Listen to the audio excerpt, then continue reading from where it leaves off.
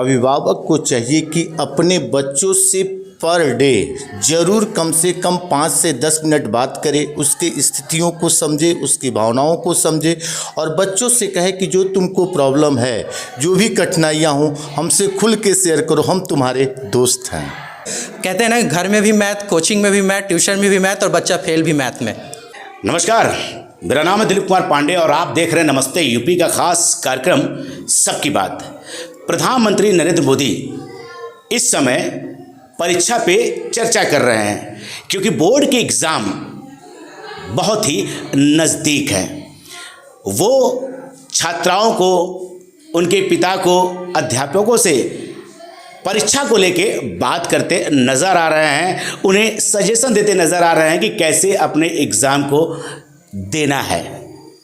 ऐसे में हम भी आज कुछ अध्यापकों के बीच आए हुए हैं जो हमें और 10वीं और 12वीं के बच्चों को टिप्स देंगे कि कैसे वो तैयारी कर कर अच्छे नंबर पाएँ और जीवन में आगे बढ़ें। सर, आपका नाम? मेरा नाम शैलेश कुमार तिवारी है। गुरुजी, ये बताइए, अभी 12 और 10 के एग्ज़ाम नज़दीक हैं, पूरा प्रेशर बच्चों के ऊपर रहता है, गार्जियन का प्रेशर रहता है, समाज का प्रेशर रहता है, क्योंकि यहीं से शुरुआत होती है आगे बढ़ने के लिए। ऐसे में बच्चे क्या करें जिससे अच्छा नंबर वो लाएं? बच्चों को उनकी मानसिकताओं को दूर करने के लिए बच्चे और टीचर्स दोनों को मिल करके बच्चे की जो भी उनके मन में उत्पीड़न की भावना है, जो भी उनकी शंकाएं हैं या उनके जो भी हैं, उनको दूर करना पड़ेगा।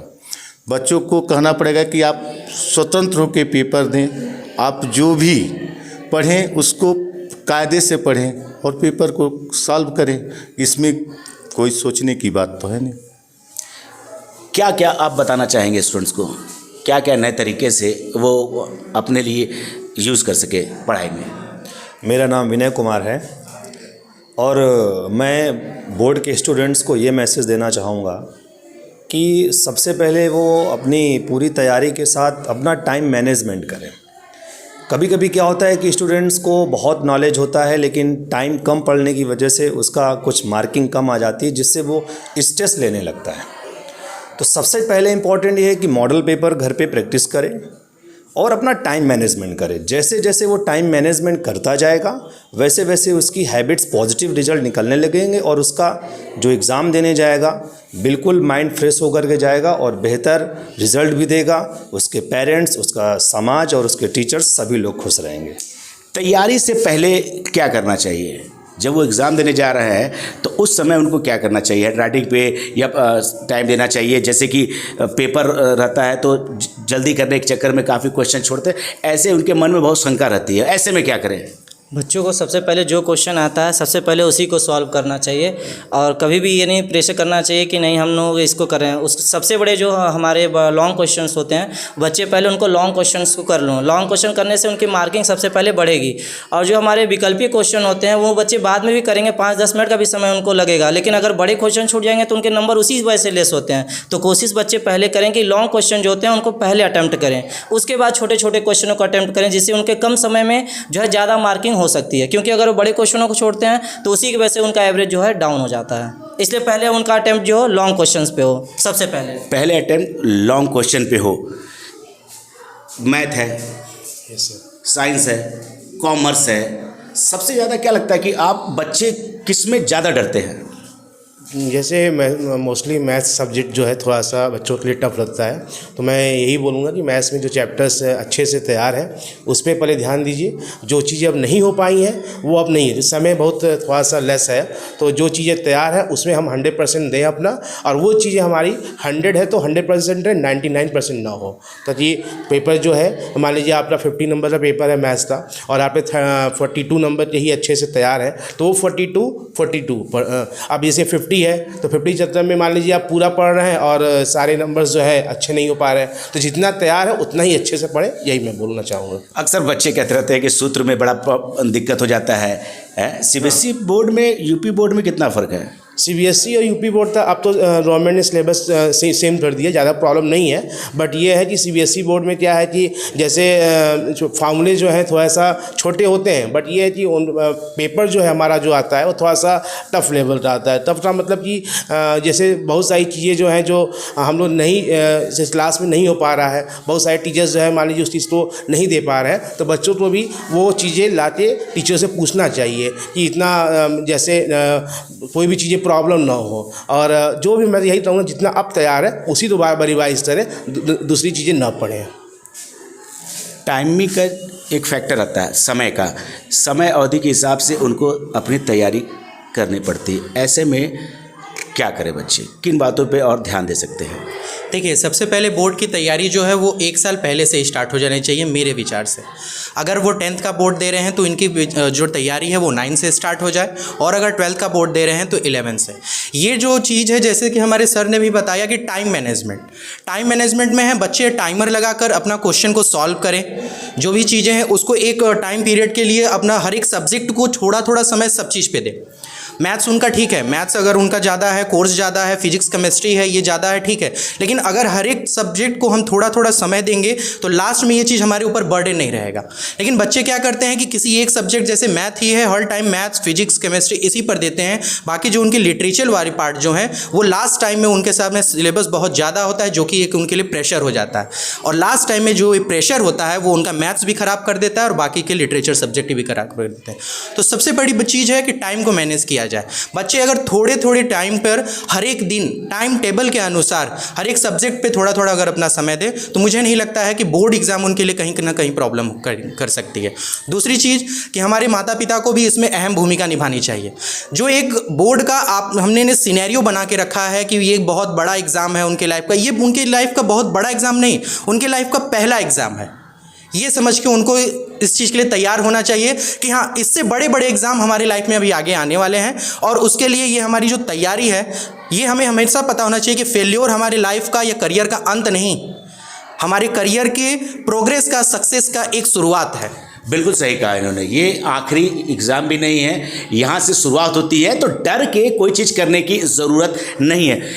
आज का जो टाइम है सर, पहले के हिसाब से काफ़ी बदल चुका है। प्रेशर में, दबाव में बच्चा रहने लगा है, कभी पिता का दबाव तो कभी टीचर का दबाव, कभी भविष्य की बातें, टेंशन है, डर है। इससे कैसे बचा जाए? इस डर को तो पेरेंट्स और टीचर ही दूर कर सकते हैं। कैसे सर? टीचर बच्चों को, उनको मनोबल को बढ़ाएं कि आपके सामने जो प्रेशर है, जैसे आपने पहले पेपर दिया है उसको उसी तरह इजीली वे में मान के पेपर दें। ये कोई नया चीज़ आपके सामने नहीं है। यही सबसे बड़ा मोटिवेशन उनके लिए होगा, उनके लिए होता है। लेकिन घर पे बैठे रहते हैं, पढ़ते रहते हैं, कहते हैं कि फेल हो गए तो क्या करेंगे, पास हो, तो समझ रहे हैं आप? हम समझ रहे हैं कि बैठे बैठे बोर हो गए, पढ़ते पढ़ते पास और फेल दोनों की भावनाएं उत्पन्न होती हैं। तो इनके क्षणिक विचारों को पेरेंट्स के साथ अपनी बातों को रख करके ही इसका समाधान किया जा सकता है। शेयर करना चाहिए अपने पिताजी से, अपने माता पिता, अपने गुरु से शेयर करना चाहिए। काफ़ी बच्चे डरे रहते हैं, बता नहीं पाते हैं, इससे कैसे बचा जाए? नहीं, अगर अब स्टूडेंट्स को अगर कोई समस्या है तो अगर वो अपने टीचर से और अपने पेरेंट्स से नहीं बताएगा तो फिर उसका सलूशन कैसे निकलेगा। और सबसे पहले तो पेरेंट्स उसमें आगे आकर के अपने बच्चे के लिए पूछें कि बेटा कहाँ प्रॉब्लम हो रही है, उस पर प्रेशर ना बनाएं। और अगर वो प्रॉब्लम्स उनसे नहीं सॉल्व हो पा रही है तो फिर स्कूलों में पीटीएम भी होती है, वहाँ जाएं और जिस सब्जेक्ट में उसकी मार्किंग कम आ रही है उस सब्जेक्ट टीचर से मिलें और राय लें कि मेरा बच्चे का जो रिज़ल्ट है वो डाउन क्यों हो रहा है। उसके बाद फिर दोनों लोग मिल करके उस बच्चे का कैरियर अच्छे से बना सकते हैं। पहला स्टेप जो हमारे पेरेंट्स का होना चाहिए, क्योंकि स्कूल से ज़्यादा बच्चा घर पे रहता है, पेरेंट्स की देखभाल करता है। और दूसरी जो प्रायोरिटी है वो टीचर्स की है। तो फर्स्ट प्रायोरिटी उनके पेरेंट्स की है। अगर पेरेंट्स चाहेंगे तो बच्चा उनका स्ट्रेस फ्री एग्ज़ाम देगा और टीचर्स मिल जाएंगे तो बहुत अच्छा रिज़ल्ट आएगा बच्चों का, और बेहतर रूप से बच्चा वो उस एरिया में, उस सोसाइटी में, अपने स्कूल में टॉप करेगा। अच्छा, मुझे ऐसा लगता है कि बीच बीच में जो टीचर आप जैसे बच्चों को पढ़ा रहे हैं आप लोग, तो बीच बीच में आप लोग के द्वारा भी फ़ोन चला जाए कि पढ़ रहे हो कि नहीं पढ़ रहे हो और टेंशन मत लो रहा मैं हूँ, ऐसी चीज़ें अगर हो तो कुछ बेहतर नहीं हो सकता है? बच्चों को हमेशा अगर कोई भी चीज़ जैसे कराया जाए, उनका रिजल्ट उनको ही बताया जाए उनके सामने कि क्या तुम में इम्प्रूवमेंट कराया जा सकता है, तो 2-3 बार उनको मौका देने के बाद फिर जो है गार्जियन पे किया जाए, जिससे उनसे और मतलब चीज़ें वो सुधार सके, उनमें सुधार ला सके। नहीं, आपके द्वारा जैसे टीचरों के द्वारा जैसे आप यहाँ पढ़ा के भेज देते हैं, बाद में कभी घर पर तो अचानक से मन का नहीं आज फ़ोन कर लेते हैं इनको, ये बच्चा थोड़ा सा वो है डरा हुआ हो, तो ऐसे में आपका फ़ोन जाएगा तो नहीं लगता है कि वो थोड़ा और इम्प्रूव हो सकता है? नहीं तो हम बच्चों को साहस आएगा। हाँ, बच्चों को बच्चा भले हमारे फ़ोन करने से डर जाए, चाहे कुछ भी लगे क्यों फ़ोन कर दिया, लेकिन हम बच्चों को पहले मोटिवेट करेंगे, देखो बेटा अगर तुम कुछ करोगे तभी आगे बढ़ोगे, नहीं तो तुम्हारा साथ बहुत ज़्यादा समय तक कोई नहीं देगा। जो सफल होता है उसी के साथ सब कोई होता है, और जो असफल हो जाता है उसका साथ सभी लोग छोड़ देते हैं। तो पहले हम उसको 2-3 मोटिवेट लाइन बताने के बाद फिर जो है अपने सब्जेक्टिव टॉपिक पे आएंगे और उसका डिस्कशन करेंगे, बेटा इन टॉपिकों को तैयार करो और इन टॉपिकों को कम से कम तैयार कर लोगे, तुम्हारा कुछ जो है स्कोरिंग जो है वह हमारी गेन कर जाओगे। तो इस तरह करके पहले हम उसे मोटिवेट करके तब जो है इसे मोटिवेट करेंगे पढ़ाई के लिए, अपने सब्जेक्टिव टॉपिक पे आएंगे हम अपने। पास फेल तो चलता रहता है, लेकिन मोटिवेशन टीचरों का काम है देना और उस पर अमल करना आपका काम है, प्रेशर में नहीं रहना है। अब क्या लगता है आपको कि पहले की अपेक्षा बहुत कुछ बदलाव आ गया है? पहले की अपेक्षा काफ़ी चीज़ बदल गया है। पहले सोशल मीडिया नहीं था, आज जो सबसे बच्चे ज़्यादा बिगड़ने का रीज़न है वो सोशल मीडिया है। फेसबुक, इंस्टाग्राम, ETC बहुत चीज़ें हैं तो हम लोग जानते भी नहीं हैं, हम लोगों से ज़्यादा बच्चे जानते हैं। तो जो उस साइड में चला गया फिर उसका पढ़ाई से मन जो है वो हटता ही जाता है। तो उसके लिए मेन वही है, गार्जियन उन पे थोड़ा ध्यान दे और थोड़ा थोड़ा उनको मोटिवेट करें एक साथ। तो गार्जियन भी तो डर रहा है कि बोल देंगे तो बच्चा ऐसा कर लेगा। पहले अपेक्षा पहले हम लोग मार खाते थे, हाँ, सबको डांटते थे पेरेंट्स, तो हम लोग के अंदर कभी डर नहीं रहता था, हम लोग खेले कूदे चले जाते थे। आज का ईगो ले रहा है। उसका सबसे बड़ा रीज़न क्या है, मुझे जो लगता है, मुझे पर्सनली जो लगता है, वो जो एक गवर्नमेंट रूल लगाई है कि 1 से 8 तक के बच्चों को पास कर देना है, ठीक है। तो उसकी वजह से क्या है, बच्चा तो कभी फेल होने का मुंह देखा ही नहीं, कभी प्रेशर लिया ही नहीं बचपन में वो कभी पास होता कभी फेल होता, तो उसको समझ में आता ना, जो तेज़ बच्चे हैं वो तो पास ही हो जाते थे, जो एवरेज वाले बच्चे हैं वो कभी पास होते कभी फेल होते। तो वो जानते कि फेल होने पर कैसे फेस करना है बचपन में। वो बच्चे 9 में आ गए, 10 में आ गए, बड़े हो गए तो वो दिल पे ले लेते हैं, दिमाग में ले लेते हैं। सबसे बड़ा रीज़न मुझे यही लगता है, अगर बच्चों को थोड़ा प्रेशर शुरू से ही दिया जाए तो बाद में वो प्रेशर इतना नहीं लेंगे। जैसे हम लोग मार खाया करते थे स्कूलों में, शुरू से मारा जाता था और ना पिताजी बोलते थे ना गार्जियन बोलते थे, हैं। आज वो समय नहीं है। अच्छा, सिलेबस भी चेंज हो, टाइम के हिसाब से जो बदलाव हो रहे हैं स्कूलों में वो भी कुछ मायने रखता है। हाँ, सिलेबस चेंज हुआ है, बट ये है कि जो सिलेबस मान लीजिए जितना भी सिलेबस है उस सिलेबस के हिसाब से बच्चों को चलना चाहिए और डरने की जरूरत नहीं है। एग्ज़ाम है, एग्ज़ाम तो आते रहेंगे। और जैसे सर ने बताया कि मान लीजिए सोशल मीडिया है तो वो सबसे बड़ा फैक्ट है। तो शुरू से पेरेंट्स चाहे टीचर्स इन सब चीज़ों पर ध्यान दें, अब बच्चों को हमेशा उन्हें मोटिवेट करते रहे तो रिजल्ट अच्छा मिलेगा। सर, अभी मैंने किसी का इंटरव्यू लिया था, एक लड़के का जो टॉप किया था, उसने बोला कि मुझे क्या है कि ट्यूशन भी जाने की जरूरत नहीं पड़ती, तो मैं यूट्यूब से सोशल मीडिया से पढ़ के भी कर लेता था। पढ़ाई भी तो कर सकते हैं। देखिए, सोशल मीडिया एक तरीके से देखा जाए तो वो बुरा नहीं है, एक तरीके से वो हमारे लिए एक नया फ्रेंड कह सकते हैं। कई बच्चे किसी टीचर से या अपने माता पिता से जिस चीज़ों को कहने या बोलने में सहज होते हैं, जैसे सहज नहीं महसूस करते हैं। सर, हर बच्चा बराबर नहीं होता है, कोई एक्सट्रोवर्ट होता है, कोई इंट्रोवर्ट होता है। कई बच्चा क्लास में सभी के सामने कुछ पूछने में अपने आप को हिचकता है, तो उस ऐसे बच्चों के लिए सोशल मीडिया एक तरीके से बहुत ही अच्छा हमारे लिए अनुभव हो सकता है। लेकिन गाइडेंस हमारा यहाँ पर ये होना चाहिए कि उसका उपयोग कितने माध्यम से करना चाहिए, एक लिमिटेशन हमारी चाहिए। हमारे यहाँ लिखा हुआ है कि किसी भी चीज़ की अति बहुत ही बेकार होती है, ठीक है। तो चाहे वो सोशल मीडिया हो या आपके पेरेंट्स का कंट्रोल ही क्यों ना हो, अगर आपके पेरेंट्स का कंट्रोल भी या टीचर्स का कंट्रोल भी बहुत ज़्यादा, देखिए बच्चे का दिमाग आपका स्प्रिंग की तरह है। स्प्रिंग कैसे काम करता है, एकदम सिंपल मैकेनिज्म, जितना उस पर प्रेशर डालेंगे वो उतना ज़्यादा फिर आपको रिवर्स देगा। आज के बच्चों का दिमाग वही स्प्रिंग की तरह हो गया है। अगर हमको उसके प्रेशर को और उसके एनर्जी को सही तरीके से मोल्ड करके यूज़ करें तो शायद किसी दूसरे मशीन में लगकर उसको और आगे पहुंचा सकता है। बहुत अच्छा कहा इन्होंने। आखिरी में सब लोग से एक मैसेज फिर से मैं लेना चाहूँ, आखिरी में शब्द आप लोग से पूछना चाहेंगे कि गार्जियन को क्या करना चाहिए। इस वक्त? गार्जियन को इस समय बच्चे को ये कहना चाहिए कि डरो मत, जो आपकी तैयारी है उससे और अच्छे से करके अपने शांत भाव से पेपर दो। डरने की ज़रूरत नहीं है, जो होगा देखा जाएगा। जो होगा देखा जाएगा। बहुत अच्छा इन्होंने बोला। आप क्या कहना चाहेंगे? मेरी तरफ से तो यही मैसेज रहेगा कि अगर बच्चा 10th का एग्ज़ाम दे रहा है तो 10th का एग्ज़ाम उसके लिए फ़र्स्ट बोर्ड होगा, और वो इजी वे पे जितना उसको कंटेंट तैयार है, जितना उसने रिवीजन किया है, उसी पे फोकस करे और बोर्ड का एग्ज़ाम दे और वो पास आउट होकर के नेक्स्ट क्लासेस में जाए। 12 वाले बच्चों के लिए मेरे लिए मैसेज ये रहेगा कि उनका ये सेकंड बोर्ड होगा, क्योंकि फर्स्ट बोर्ड उन्होंने क्लास 10th में दे रखा है, तो वो एक एज आ एक्सपीरियंस रहता है उनको। लेकिन अगर वो 12 में अच्छा परसेंटेज नहीं बनाएंगे तो कहीं ना कहीं उनका फ्यूचर थोड़ा सा वीक जोन में चला जाएगा। तो 12 वाले बच्चों के लिए मैं बोलना चाहूँगा कि उनको बहुत मेहनत करने की ज़रूरत है और अनसॉल्व पेपर सॉल्व करें और इसके बाद रिवीज़न करें, टाइम को लेकर के टाइम मैनेजमेंट करें और फिर अपना एग्ज़ाम दे के जाकर। अच्छा, पुराने पेपरों को भी आप लोग पढ़ाते हैं? जैसे पीछे बैक पेपरों को पढ़ाने के बाद ही, क्योंकि बहुत सारे क्वेश्चन सॉल्व कराने के बाद ही जब आप पढ़ा रहे हैं तो बच्चे को क्यों दिक्कत होती है फिर? वो एक्चुअली में PYQ previous year questions paper होते हैं, तो वो भी टीचर सॉल्व करवाते हैं, बच्चा भी मार्केट से क्वेश्चन बैंक लेकर के सॉल्व करता है।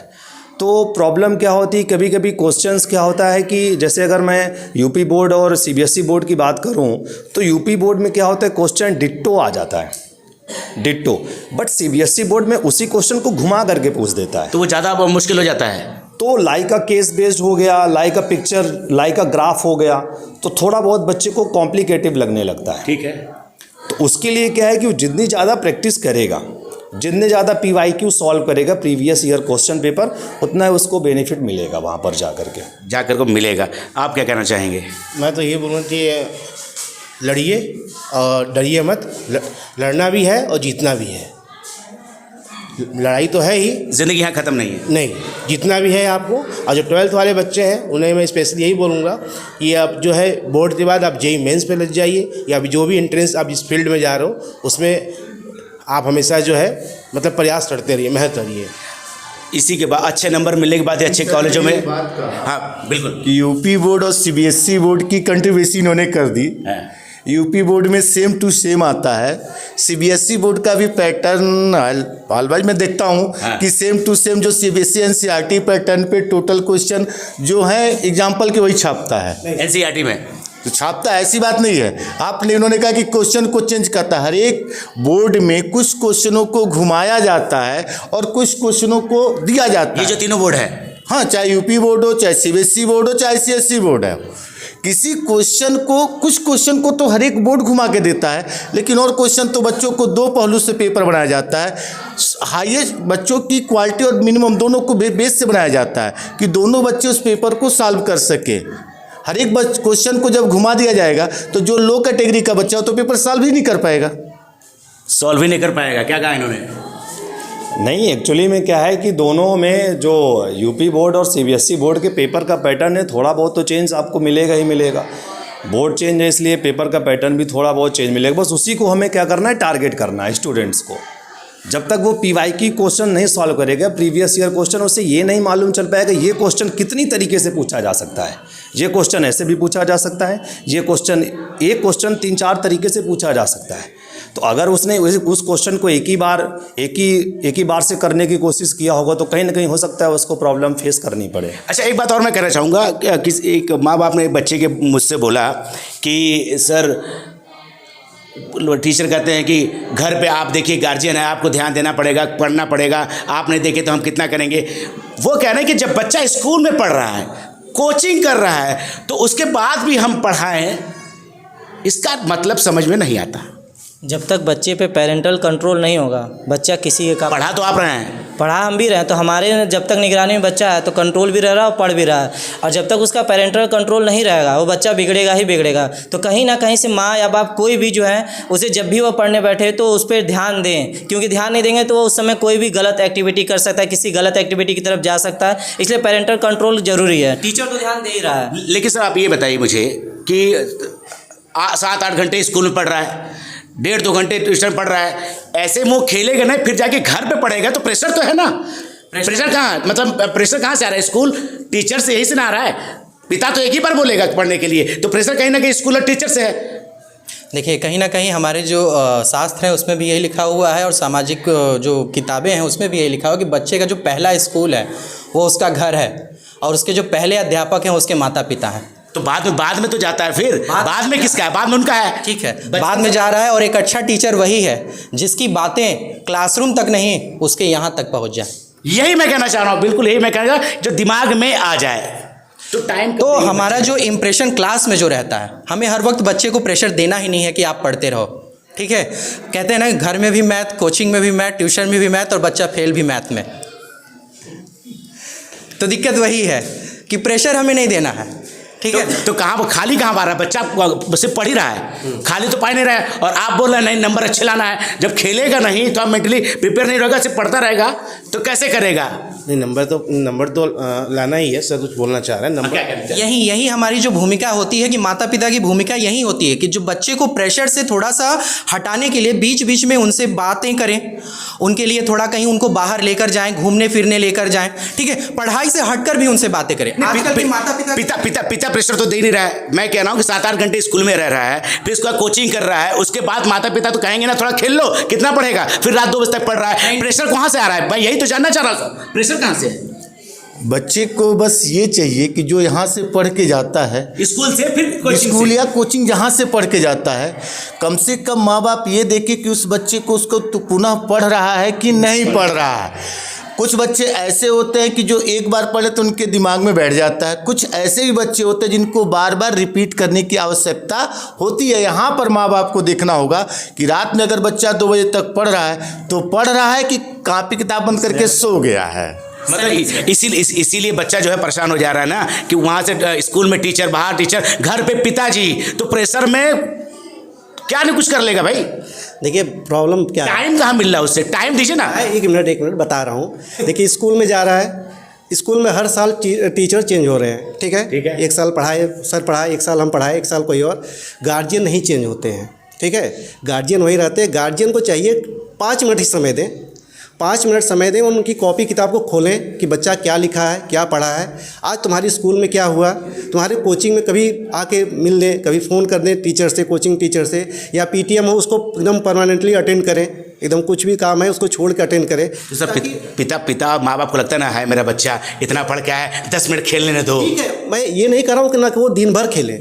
मेरी भी बेटियाँ हैं, मैं उनको तभी कहता हूँ बेटा जब मन करे तभी पढ़ो, आधा घंटा मन करे तो ही पढ़ो, 1 घंटा मन करे तो पढ़ो। ठीक है, ये अच्छा कहा आपने। ना मन करे बिल्कुल मत पढ़ो, खेलो, क्योंकि वो ज़बरदस्ती कॉपी लेके बैठे रहेंगे, याद तो कुछ होना नहीं है। जब तक मन नहीं करेगा कि मुझे पढ़ना है तब तक याद कुछ होना नहीं, फालतू है, टाइम पास है, इससे बढ़िया खेल लो आप। तो कहने का मतलब मेरा एक लाइन में ये है, गार्जियन के प्रति जो जिम्मेदारी है गार्जियन की, वो पढ़ाए नहीं, वो ये नहीं कर रहे हैं कि 4 घंटा लेके बैठे, पर डे 5 मिनट का समय निकालें, ज़्यादा नहीं 5 मिनट का समय निकालें, बच्चे की कॉपी किताब को पलटे, लिखा है नहीं लिखा है। स्कूल में टेस्ट होता है, उस टेस्ट को कॉपी को देखे कि कितने क्वेश्चन अटेंड किया है, कितने नहीं अटेंड किया है। अगर ट्यूशन में टेस्ट होता है तो उस टेस्ट को देखे कॉपी कि अटेंड किया है कि नहीं अटेंड किया, बस इतना ही करें। अपने आप वो बच्चा जो है वो समझेगा कि नहीं मेरे गार्जियन जो है वो देख रहे हैं तो मुझे थोड़ा अच्छा करना है। क्या करना है सर? जहाँ प्रेशर है, डर है, मान लीजिए डर प्रेशर है तो वहाँ अच्छा भी तो हुआ है सर। हम वो चीज़ देखें जहाँ डर प्रेशर से बच्चे पढ़े भी तो हैं, आज इंजीनियर बने भी तो हैं, IAS बने भी तो हैं। हम डर प्रेशर नहीं हो तो बच्चे पढ़ेंगे भी नहीं सर। डर प्रेशर थोड़ा होना चाहिए, ऐसा नहीं है आप जो है स्कूलों में कह दिया गया है। अब बात करें स्कूल में, बात करें मारना नहीं है, हैं? तो सर मारना तो मेरे हाथ से नहीं मारना है ना, बोली से तो हम लोग बोल सकते हैं ना, हम लोग अपने हिसाब से समझा सकते हैं। ये नहीं CBSE ने बोला कि आप लोग समझाना भी नहीं है। डर प्रेशर होना भी ज़रूरी है सर, बिना डर प्रेशर से नहीं पहुँच।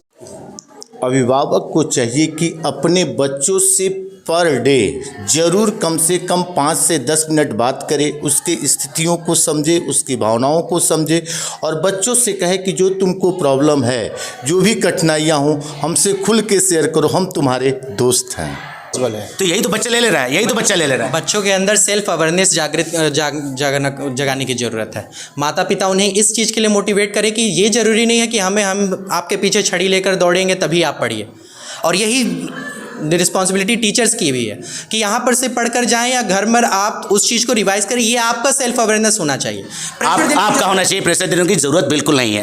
ठीक है, प्रेशर देने की ज़रूरत नहीं है। बच्चे के अंदर ये खुद ही हो जाना चाहिए कि नहीं ठीक है, हम 2 घंटे नहीं पढ़ेंगे, 1 ही घंटे पढ़ेंगे, लेकिन जो उसको पढ़े अपनी रुचि से उसको पढ़े, इंटरेस्ट से पढ़े, जितना भी पढ़े इंटरेस्ट से पढ़े।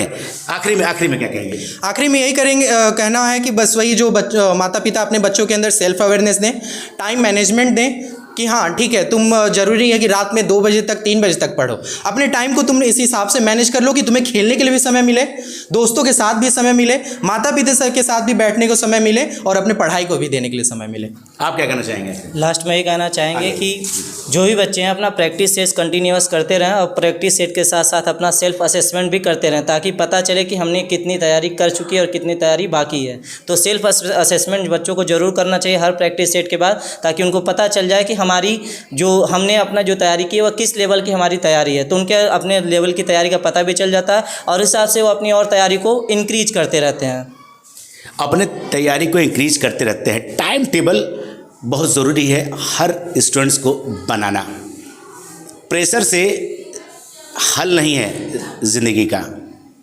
थोड़ा प्रेशर ले, अच्छी पढ़ाई करे और जितना मन कहे उतना पढ़े, लेकिन जब भी पढ़े मन से पढ़े, क्योंकि इसके बाद जो आपके आगे का रास्ता है वो बहुत ही खूबसूरत होने वाला है। कठिन भी है, ये आपको समझना है और गलती बिल्कुल नहीं करना है, क्योंकि माँ बाप अगर प्रेशर दे रहे हैं तो वो आपके भले के लिए दे रहे हैं। आपको कुछ भी ऐसा नहीं करना है कि आने वाले समय में उन्हें या समाज को एक गलत संदेश आपके द्वारा मिले। आज के लिए बस इतना ही। अगली बार फिर एक नई बात होगी, किसी से मुलाकात होगी, सबकी बात होगी। तब तक के लिए नमस्ते यूपी।